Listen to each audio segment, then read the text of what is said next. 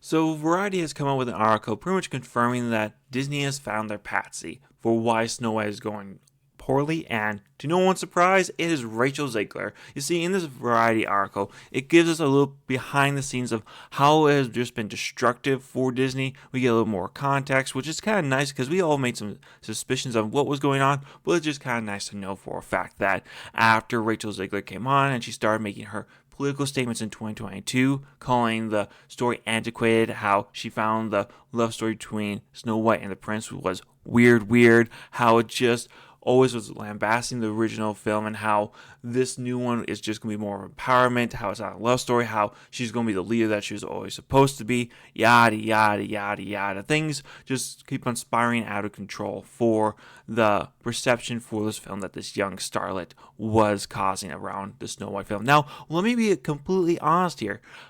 Snow White was ruined not because of Rachel Zegler's comments. Yes, I know.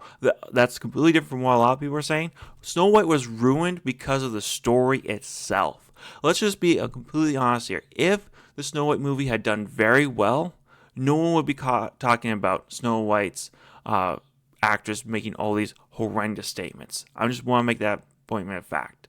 Because here's the thing, the people that will be going to this movie are mostly families. They're not people that are chronically online like me and other YouTubers. They probably hear a little bit about this random starlet that just is spouting out of her mouth, but it's Hollywood. It's a 2025. We all know Hollywood people are always spouting off their mouth about something, so we're kind of inoculated to it.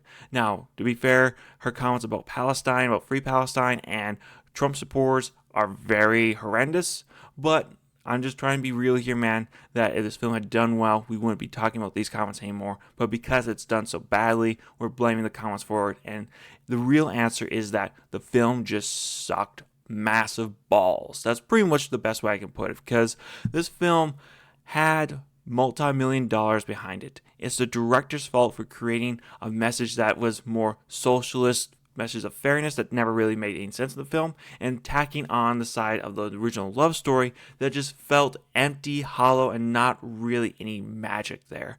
That's really this problem that this story has. Now, I'm all for exposing Rachel Zegler, the fact that after she made her comments that they literally had to fly out the director to her location at home to discuss her post of Free Palestine on the social media promotion for Snow White, how that was wrong and how she should take it down, but she stood her ground, so there wasn't much that Disney could do. And then came her comments about the Trump supporters. That was apparently the last straw for Disney, so they hired a social media manager to help cultivate her post, to help ease the promotion material for the Snow White movie that would be coming up a couple months later. And we all suspected something funny was going on with Snow White, because when Rachel Zegler all of a sudden started sounding like Henry Cavill, when Henry Cavill said that there aren't toxic fans, there are passionate fans, and that was kind of a similar statement that Rachel Zegler gave for the people that were really passionate about Snow White. It was just connecting the dots like, okay, someone's gotten to her, something's been going on. And it's kind of nice to see just in this article that they all confirmed with what we had always suspected. Now, one thing that I do also want to mention is that the world box office was absolutely horrendous for this movie. How bad are we talking about? $87 million worldwide. That's about 30 million to 40 million less than what they were expecting, and domestic was only 43 million. The place where it should have been dominating, the crown jewel of the Disney empire, the one that started it all, has failed this badly. All because you couldn't tell the proper story. That's the main issue here. Like, Rachel Zegler can say whatever she wants, but if you told the authentic, good story with fantastic music going on, it would be absolutely just fine. And that's actually one thing that I have to praise Rachel Zegler on. She did a phenomenal job with all of the music that was given to her. It just, all the music sucked. Now, the person who really sucked at acting and music was Gal Gadot. I'm sorry, girl. Maybe go back to modeling. I love you, but you just did poorly in this film.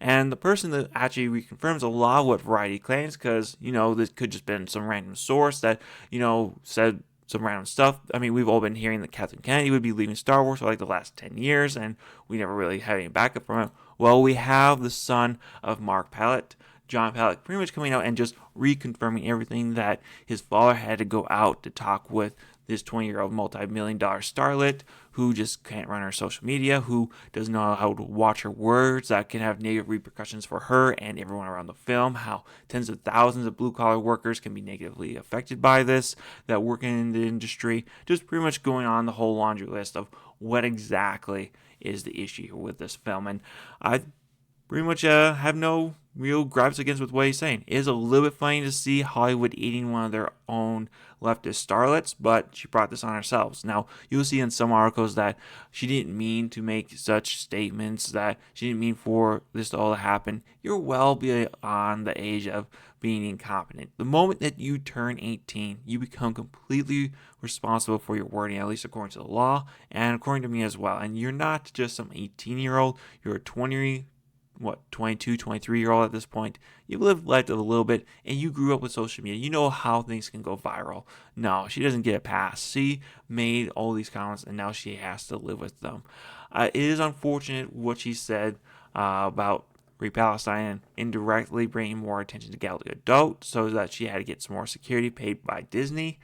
She apologized for that as well, but your words do have some consequences. Now, that's not to say that no one should have the freedom of speech. You should be able to say whatever you want, but words do have consequences. You can't just say whatever you want in a vacuum. Heck, I can't say the N-word without getting thrown off this platform and being beaten up, and I'm fine by that. It's a word I'd never say, but I'm just using it as an example that you have to be careful with your language, and Rachel Zegler has not been, because, to be honest, Disney didn't care until now. They do care, and now she's paying the price. But I want to hear what you guys got to say. Do you agree with my assessment of what's going on here, or do you think that Rachel Zegler is actually more at fault than I'm saying? I'm curious to hear what you guys got to say. Leave a like if you liked the video. Leave a dislike if you did not. Don't forget to subscribe. I'll catch y'all later. Take care now. Bye.